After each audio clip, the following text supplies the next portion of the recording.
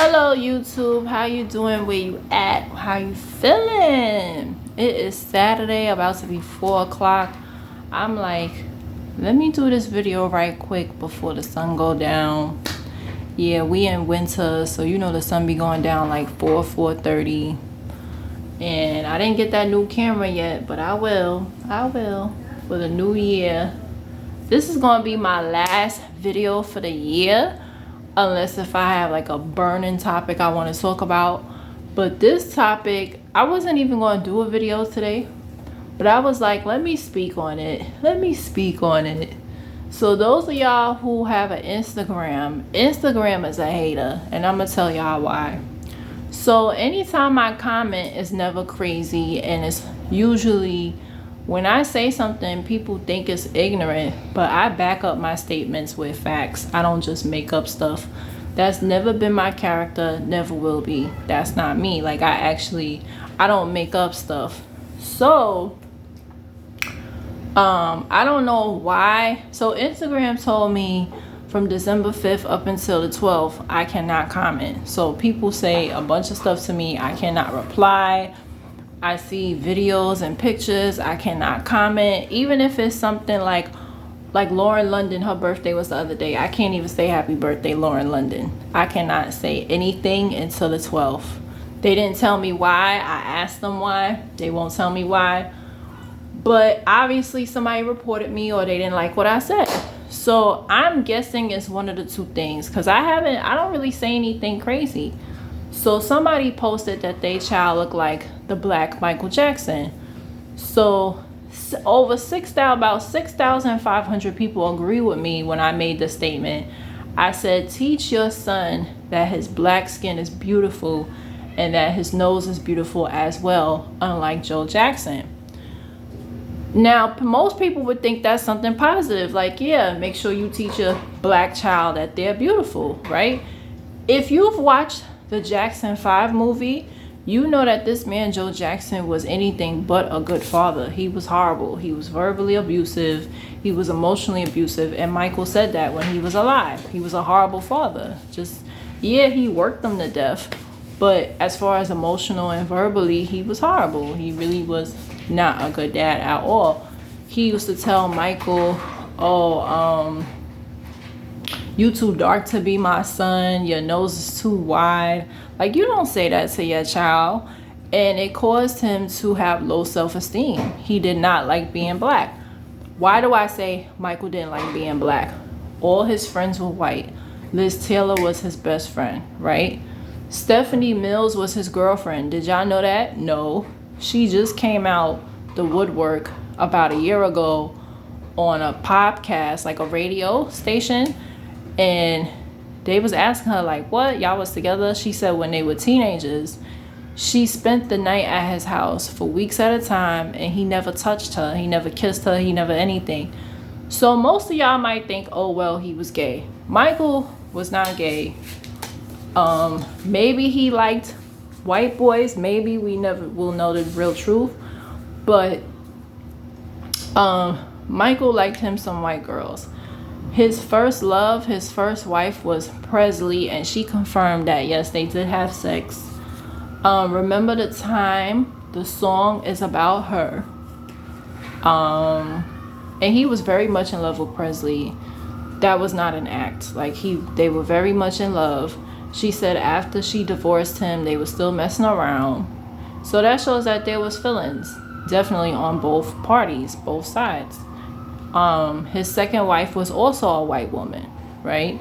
So there's a documentary on Tubi, and his white male friend, he got his sperm. The friend said it. He said how he got his sperm, and his second wife, you know how we all thought that was Michael's sperm? It was not Michael's sperm. It was his white male friend and his wife eggs that made those 2 kids or 3 kids. As you can see, those 3 children don't have no type of black genes in them. Those are not his kids, right? So also, the other evidence I have, Oprah peeped it too, that he did not wear brown makeup. Now, people was getting on me talking about Somebody just wrote a comment saying, oh, he had vitiligo, he had vitiligo. It just shows that people live in a box, because I live in New York City, so I've seen plenty of people with vitiligo. And also on the media, you have models who have vitiligo. They do not cover their face with white makeup. And Oprah peeped it, and I'm so happy in the interview. It's on YouTube if y'all want to check it out, with her and Michael in '93. And she said, she's like, Michael, I wear makeup and I get the makeup that fits my skin tone. She's like, look at, I have on brown makeup. She's like, why didn't you use brown makeup? He started to get offended. So he got offended because she hit a nerve. She's like, you don't have to use white. You have on white makeup. Because she was sitting in front of him. She was interviewing him. She's like, you could have got brown makeup. Like, she wasn't understanding. I'm like, okay, you got vitiligo. I understand that. But you could have got brown makeup to fit your skin tone. And not to mention, he had plenty of money. He could look like anybody he want in the world. Like, you know what I'm saying? Not to mention his nose, he kept shaving his nose like a white person. Like, he wasn't trying to have no black nose because his father was going in on him on his nose. So he kept getting, surgery on that. Also, he never had black children come to the Never Never Land. What's up with that? Why he never had black children at the Never Never Land? There's video footage of like Ecuadorian children. He had, of course, a bunch of white boys, and those same white boys accused him. And I'm not going to go as far as to say it was karma, but it's like, you so fiending for these white people, and guess what they did? They spit him out and chewed him out. Because anytime you try to fit in with them, they going to find a way to just not be, it's just, I don't know. It's like, that was bound to happen. Because he was in their face too much. Like, that's how I see it. And Liz Taylor was his best friend, supposedly. Also, he was never involved in any black culture. He was never at any black award shows. The only award show he was at was BET Awards. And he popped up for James Brown.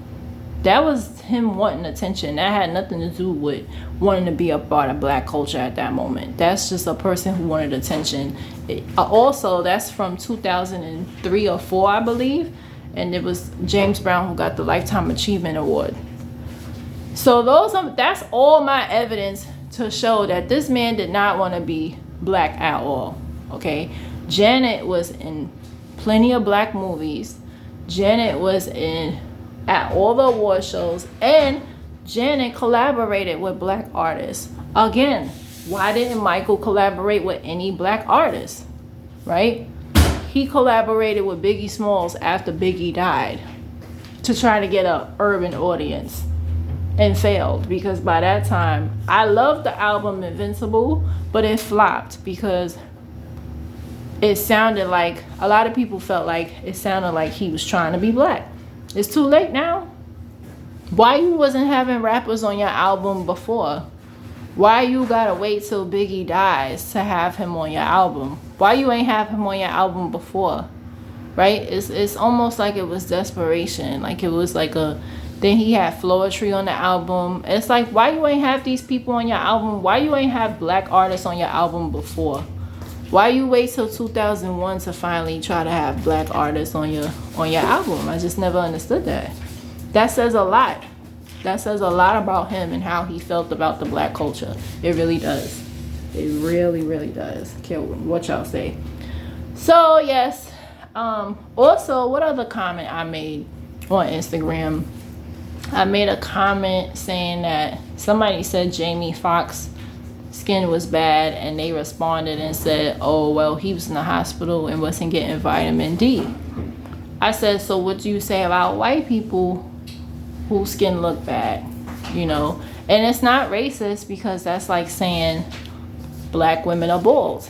There are black women who are bald. You have black women, like I have on a wig today, they have to wear wigs because they don't have hair. It's real. Or you see them with a head tie or whatever, because that's what they have to do. It's not racist, it's just the way it is. So I'm guessing it's between those two comments. Why every other comment was like a happy birthday, or I didn't really say much. But yeah, that's what I wanted to say about that. But I really wanted to talk about manifest destiny. So this manifest destiny is something that my father taught me outside of school, and it was quite interesting, and I relearned it because I'm an assistant teacher, so I'm constantly exposed to education. And they talked about it in US history class with one of my students, and I said, wow, this is pretty cool. This is some good stuff. So manifest destiny was the song "Oh Beautiful" for Spacious Skies, for Amber Waves of Grain. That song is about manifest destiny, which I didn't even know. And Ray Charles sang it, Whitney Houston sang it, and it's just sad because people singing it and don't even know the meaning behind it. Manifest destiny is basically Anglo-Saxon people who felt like they were better than the Native Americans and the people of color, and their plan was to take over America, which they successfully did, hence why we are here. And I wanted to talk about that a little bit, like, manifest destiny. A lot of people may think, oh, it's racist, whatever. Regardless if it's racist or not, we're living in manifest destiny. We are the descendants of this manifest destiny. Who's in charge of everything right now? Not people who look like me, right? We have one black president, and that's probably all we gonna get. And most of the people that's in Congress, they don't look like me, okay?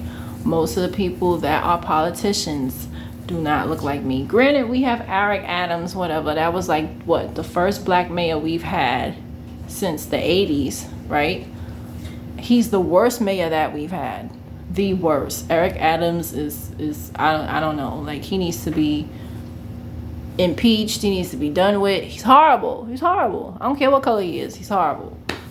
So, so we going through that.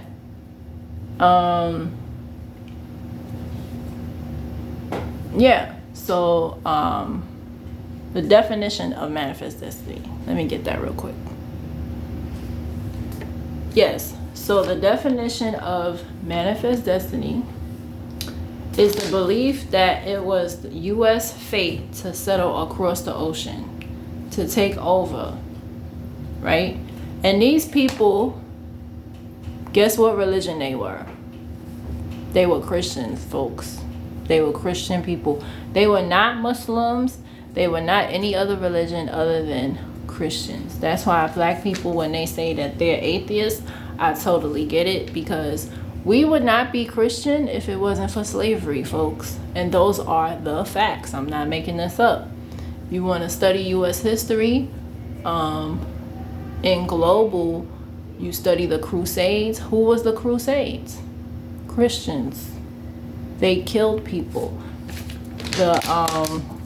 Also something that I forgot is the Mexican-American War. So all those little dry states like California is not really dry, but California was a part of Mexico before the war. Mexico, Nevada, Utah, New Mexico, most of Arizona, Colorado, Kansas, Wyoming, right? These are all a part of Mexico before the war. After the war, by the way, Mexico lost, so that's how America was able to take over these states.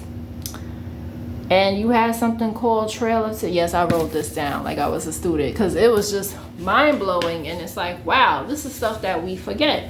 Trail of Tears. Native Americans, 18,000 died, was told by Andrew Jackson to leave. Yes, the president, that's on a $20 bill. He told people to leave.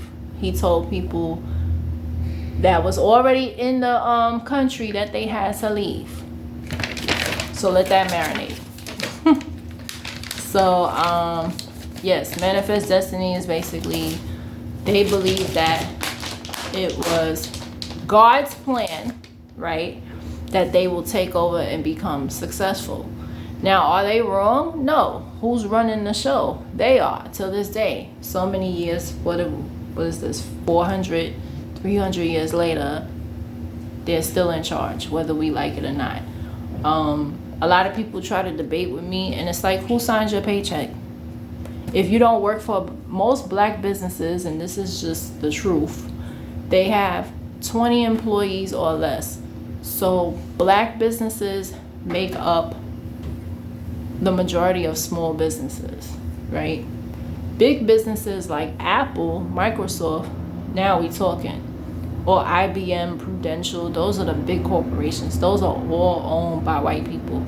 Chase Bank, that was funded by slavery. I have Chase, I mean, whatever.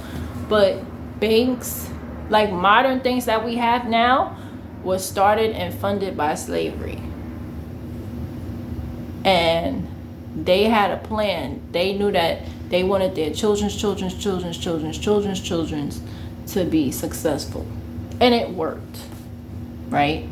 They're not dependent on another ethnicity to eat.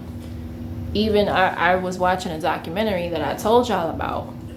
And it was just so factual and true that we are the only race in the world, right? The only race in the world that depends on another race for food, clothing, and shelter.